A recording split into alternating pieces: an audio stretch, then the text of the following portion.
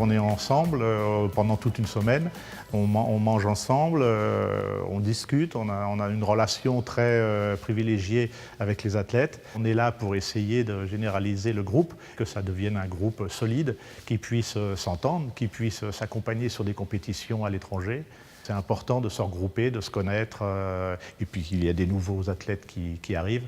Donc il faut que nous aussi, en tant qu'entraîneurs, qu'on voie comment ils se comportent, comment ils agissent sur un pas de tir, et avec un groupe. Ces 11 athlètes ont été repérés déjà au départ dans les 11, que c'était déjà les 5 athlètes qui étaient présents aux Jeux paralympiques de Rio. Donc au retour des Jeux, nous avons en début d'année eu déjà 2 Coupes du Monde, donc à Dubaï et en Pologne.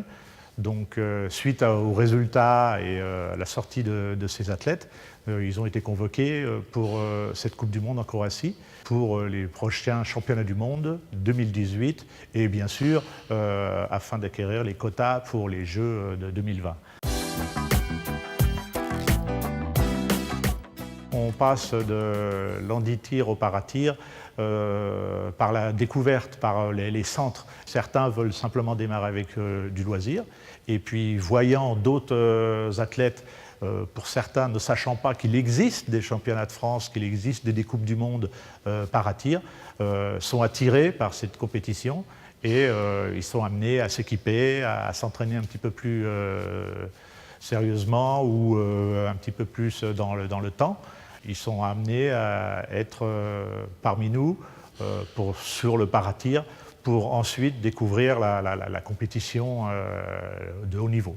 Maintenant, on est vraiment intégré complètement sur les compétitions, les sorties internationales et autres.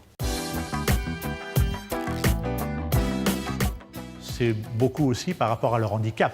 Certaines disciplines ne pourront pas être pratiquées par certains handicaps. Le tir, c'est donner accès à tous ces handicaps. On se retrouve avec des athlètes de tout niveau au niveau de leur handicap.